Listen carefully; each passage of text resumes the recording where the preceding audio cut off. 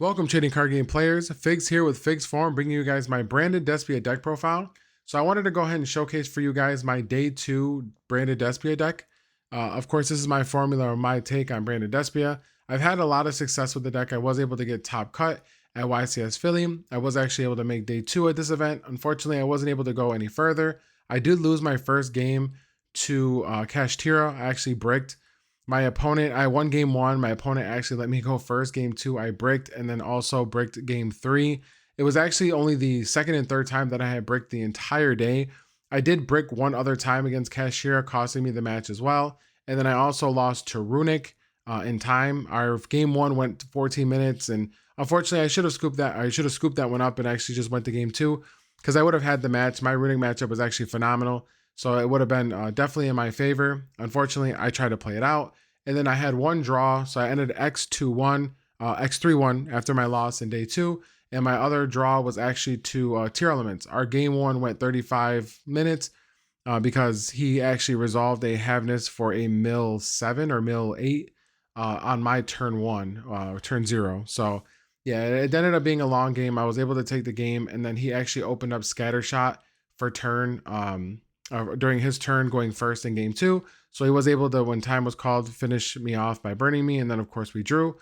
So, yeah, I mean, I just ran across some very unfortunate events. And, variance is definitely a thing. RNG, it's Yu-Gi-Oh! So there are instances where we are going to run across situations where we have no control over, obviously, the game state. If you brick, nothing you can really do about it. You play to the best of your ability.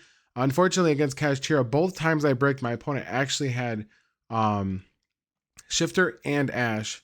And both times I actually eradicated. The first time I eradicated, I hit my opponent for 0 cards.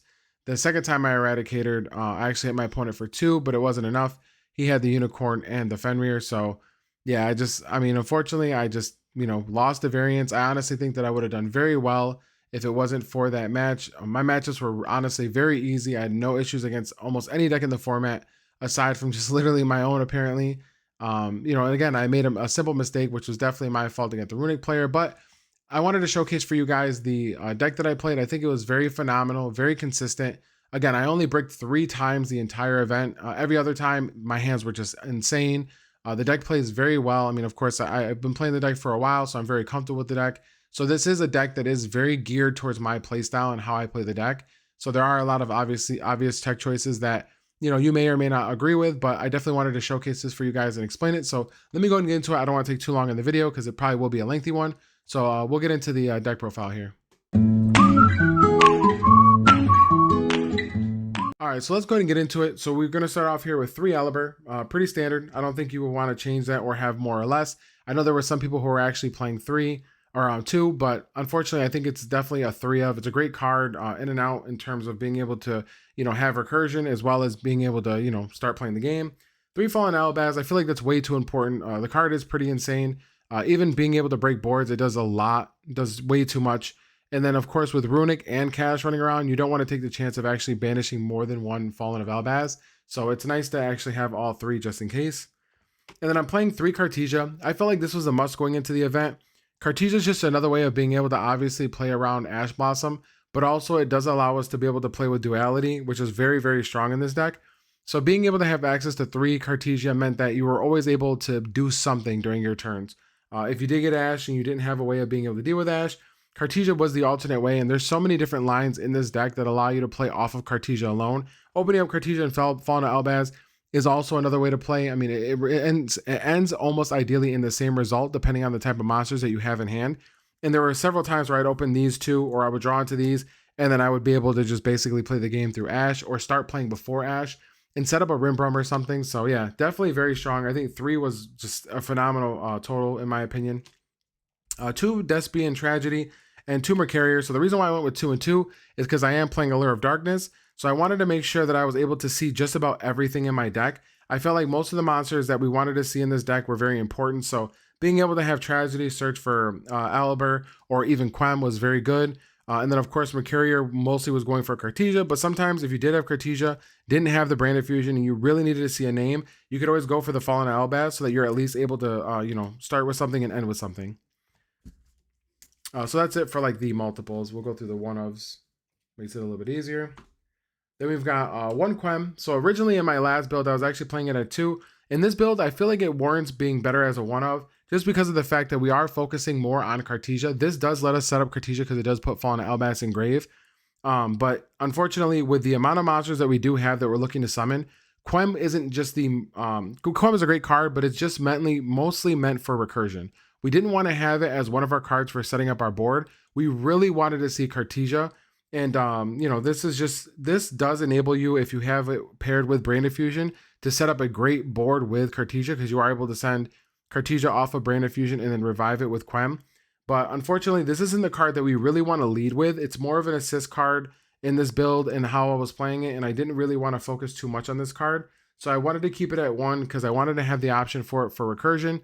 And most of the time, I just ended up summoning it off of Branded Opening. One Adlib, obviously very standard. Honestly, this card's MVP. I couldn't imagine honestly not playing this card. This card just allows you to do so much. It allows you to have the ultimate amount of recursion that you absolutely need. It can also get back Quem. It can get back Aliber for searches. There's so many times where I actually started off with Cartesia and didn't want to commit a normal summon to an Aliber because I wanted Fallen of Elbaz, and I used Cartesia to fuse with Aliber and Adlib, send them both to grave to make like Masquerade, and then I would just go ahead and use Adlib's effect to bring back Aliber. So definitely nice little plays that you can do that allows you to be able to have the ability to search and get the cards that you need. So this card's absolutely nuts. One Spring Its Kit, we are playing the Iron Dash, and then of course it is another searcher, so we wanted to play one of it. Albion, the Shrouded Dragon, I actually almost played this at 2. It's actually a really good card in this deck because obviously it's a Pot of Greed, but also puts Fallen Elbaz in Grave. He's also treated as Fallen Elbaz in Grave, which comes up sometimes, so that's definitely very nice.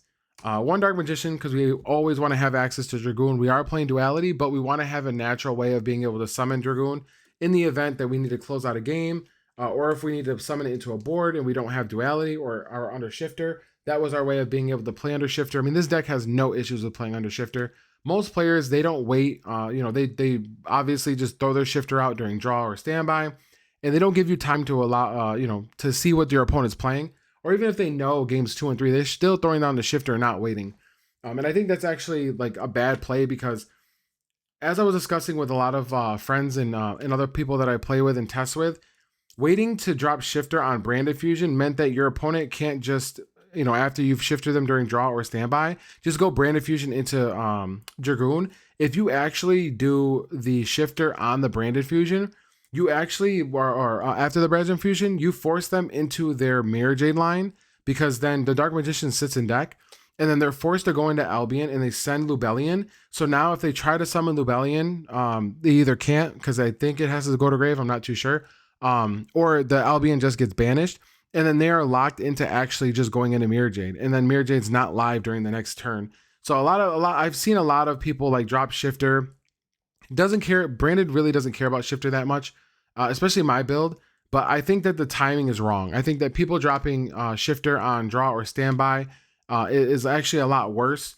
I think you wait to see what your opponent's going to do. If they don't summon Cartesia and they don't dump Fallen Elbaz off of something, then you know that you can just hold the Shifter until they resolve the Branded Fusion.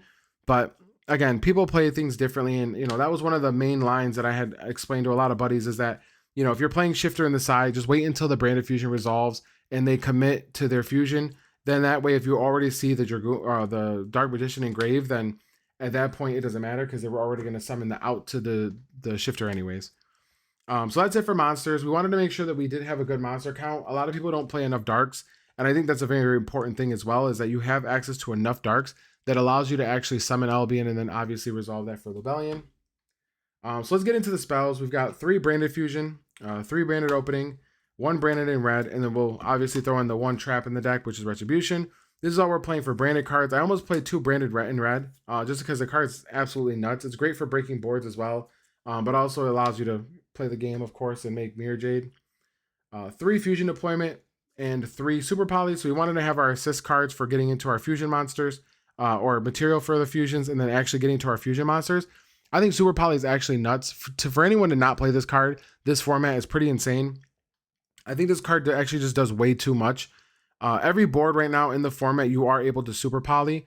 The only one that you have a hard time against is Cash, and that's only if they don't actually make an extra deck monster. Most of the time, you can't fuse with their board because they're all the same names and same types, or same different attributes, same types, and you can't do same names because Garua doesn't allow it. So that's the only time that Super Poly honestly feels subpar is like against a generic board. But even then, if they're any on a generic board and they don't have Ash, like you're probably going to win the game anyways. But their end board, obviously, Super Poly is really good against because they end on at least a dark. And then, of course, Super Poly actually allows you to play around Eradicator. There were so many times where, my opponent would set up 2 darks on the board. Let's say, for example, for cash, some people were doing Metal Flare and the Rise Heart, and then they would have like their 2 darks, try to do Eradicator. As soon as you go into draw, Super Poly both of them away and make something out of them. So that was the biggest thing. Even against Lab, I had outs to Eradicator. If they have the trap, then you chain Branded Opening, Summoning Tragedy, wait for their monster to hit the board, and then you have player priority. So you go ahead and Super Poly their board away. And then they don't have a monster to Eradicator. So it's very nice to play Super Poly. It does play around a lot. It even plays around, obviously, the puppet line. Because you can actually, even if you don't have something to fuse with, because you can't fuse with their Sanctifier, you can actually just set this, and then as soon as they start playing next turn or try to kill you in your battle phase, you just fuse all their monsters away. 3 Allure. This card was actually nuts. It drew me everything I needed. I mean, Allure is obviously in this deck when you're banishing Mercarrier and the Tragedy. It's a +1, so you are able to actually plus off the card and not just go even, but also, there are a lot of darks, and it's okay to banish darks because you are able to fuse with things in the banish, so it obviously works out very well. I think this was actually a solid choice because not everyone's main decking Droll, they're siding it. So a lot of times in game 1, they'll actually see the Allure, see all the search cards, and like, dang, like, between Dualities draw, Allures draw, Albion's draw, the search off of Tragedy and Mercarrier, a lot of my opponents were like, okay, I'm going to put in Droll, and then I end up siding out actually most of the cards. So that was really nice because then they're stuck with a Droll that doesn't work. 1 Call By, 1 Harpies, 2 Dark Ruler No More. So these were like additional board breaking cards along with the Super Poly. I wanted to make sure that the deck wasn't too heavy, so I stuck to 42, but I wanted to make sure that I had other options. Of course, Call Bys for the Ash. Harpies, Feather Duster, every deck right now in the format sets a spell or trap on their end board. So I felt like this was one of the best options. Again, it gives you the ability to just deal with cards you inherently wouldn't have the option to deal with until games 2 and 3. And I think that's important. And I think people fail to realize that is that, a lot of decks, when they're able to search spells and traps that do interrupt you, those are usually the only cards you don't have an easy time dealing with, because most of the cards in this game that are monsters, it's very rare that they have the, back row destruction. Like they're mostly just, there to deal with other monsters. So it's nice having access to this. And, obviously we have so much draw power in this deck that I drew it, when I needed it. And then a Dark Ruler, I actually went back and forth. These 3 were actually evenly for me at one point. But I felt like evenly wasn't doing enough. Dark Ruler No More just does so much more, obviously, with Sprite being such a huge variety in the format, different types of, Sprite decks, and, they all kind of end the same, I guess I would say. So they're always looking to end on like a Carrot or Red, as well as other monsters, and I feel like this just kind of deals with all that. Plus any boards that ends on Omnis, any Floodgate monsters, you want to have options to being able to deal with. Last but not least, Duality. This was probably the most insane card in this deck. I have my opponents reading this card all the time, especially the draw effect, because they don't realize that you can do both in the same turn. But my combo for this card, actually most of the time, was I would summon the Dust Dragon, then I would actually go ahead and send Garua, and then I would Duality the Dust Dragon away into Dragoon, and then I would actually shuffle these back in. So that way my Super Poly was live, and I was able to make another Dust Dragon. So that was generally the line of play that I went with. That way I was able to get a draw and be able to recycle my monsters. And it worked out so well, just so well. I mean, your opponents were literally looking for an opportunity to kind of interact. And as soon as you resolve Cartesia for Dust Dragon and you have Duality, like you're just going to plus because you're going to draw, use your fusion for your 2 guys. You're going to end up drawing. I mean, if you have like Tragedy, you're able to obviously get a search. But with the Duality, I mean, it's just so much advantage. And, that's the biggest thing with the combos for Branded, is that you're discarding multiple cards from your hand sometimes for effects like Lubellion, the fusion, sometimes for Branded Opening. If you don't have a card that can, replace itself, then obviously you're going neg on that as well because you're trying to summon Alibur to get a search. So there are situations where your hand does run really low, and Duality just makes it so much better, especially since we're playing Super Poly. It's so nice to be able to draw a couple cards. Same thing with the double Mercarrier. Having double Mercarrier meant that, if I drew for turn with Duality, Allure, anything like that, and didn't need to banish it, I had access to already a hand trap for the deck. So that was it for the main board. 42 cards. I think it was very solid. Like I said, I had no issues. I got ashed maybe once or twice outside of Dragoon and still didn't even lose those games. So It was very nice. Deck was phenomenal, honestly. One of my favorite meta decks that I've played so far, aside from Phantom Knights in its time. But yeah, definitely, I really, really enjoy this deck. So let's go into the extra deck before I do side. Like I said, one Mud Dragon, one Garua, our Sewer Poly targets. I sent this a lot off of Dusk just to get the draw, because a lot of times, like, I just had everything, and it was like, oh, well, let me just go ahead and draw into the rest of what I need. And, again, then do the cycle with duality. So it was really great. Dragostapelia, I made this a lot more than I thought I would. A lot of people say, oh, it's not that great. I don't make it very often, but I don't know. I made it a lot just because sometimes you want a simplified game state. And if your opponent tried to evenly you, it's like you're able to still play out of it. I actually won a match after my opponent Dark Ruler evenly me. He evenly me, then Dark Rulered. So I was able to win that all because I had Mercurier in hand. I was able to send off the effect of Mirror Jade, for cost, and it still won me the game. And because Branded Red's just nuts. Dragoon, obviously one of the best cards, honestly, in the deck, next to Mirror Jade, because it just annihilates the format right now.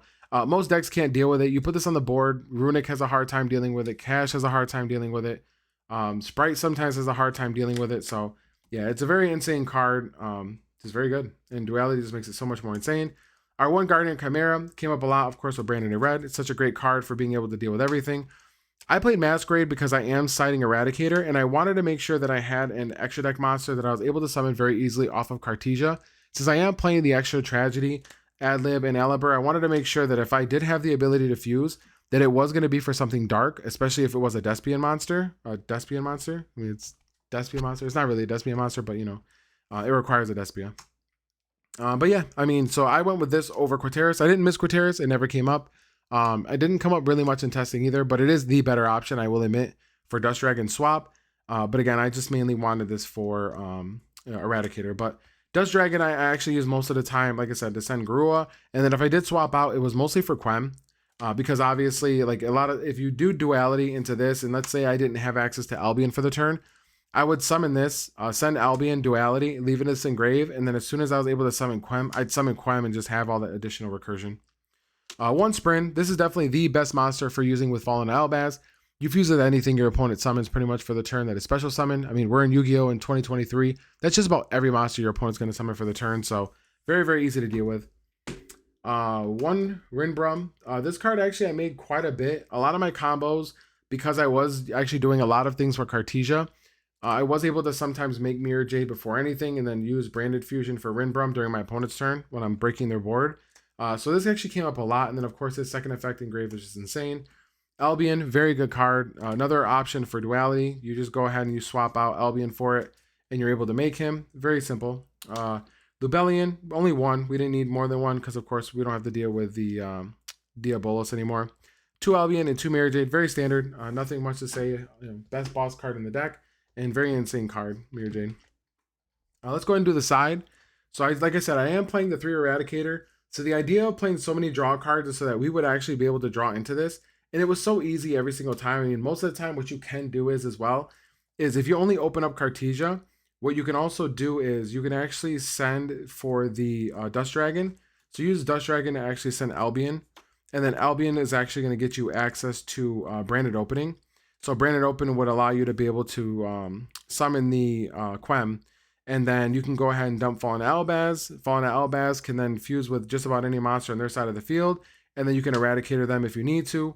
Or if you had access to like Branded in red, let's say if you wanted to send Albion and you used a Despian monster, then you can do it that way as well. Branded in red during the draw, make Masquerade, and then go ahead and Eradicator. So it definitely comes up very often. And this was a great card. Unfortunately, the 2 times that I did it, while I bricked, it actually ended up costing me the matches. So, but again, insane card, very good.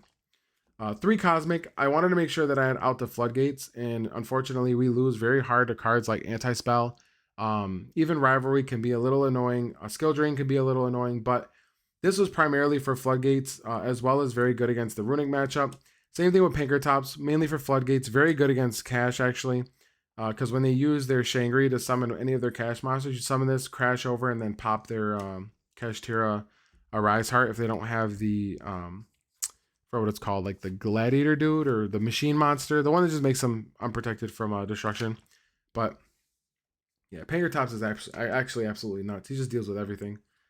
3 Dark Hole. So I wanted to make sure that I had outs to Ibli, this was the primary thing it was actually meant for, was mainly Ibli, because I didn't want to just lose to one card. This is also very good against Cash, very good against the runic boards, because you can force, if you force out Carrot, then you're actually able to just go ahead and hit them with Dark Hole, and it wipes their entire board. They have no way of being able to out this. Then we've got one Dark Ruler. We wanted to have the third Dark Ruler for the Sprite matchups, as well as any other matchups that put a very annoying board. And then I actually played 4 Bestials.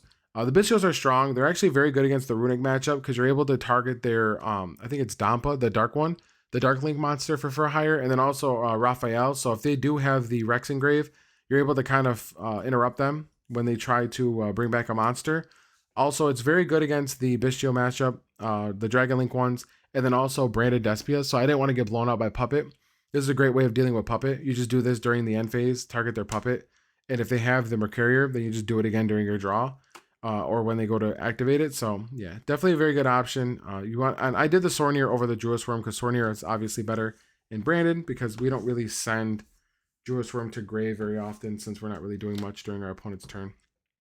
At least with it in terms of like fusion or synchro. So that was a list. I wanted to go ahead and showcase that for you guys. Hopefully you guys enjoyed it.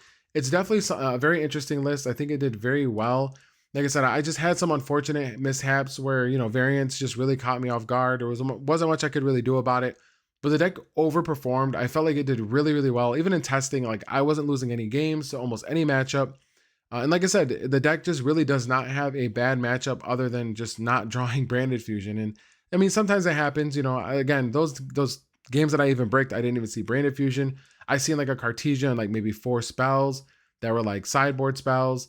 Or I would have like, you know, Cartesia and 2 or 3 falling at Albaz, but that's it. Nothing else to follow up with, no Branded Fusion. So sometimes the situations can get a little weird. You know, unfortunately, like Cartesia is enough to like start making a board. But if you only see Cartesia and falling at Albaz, sometimes it's very difficult to do anything, especially under Shifter.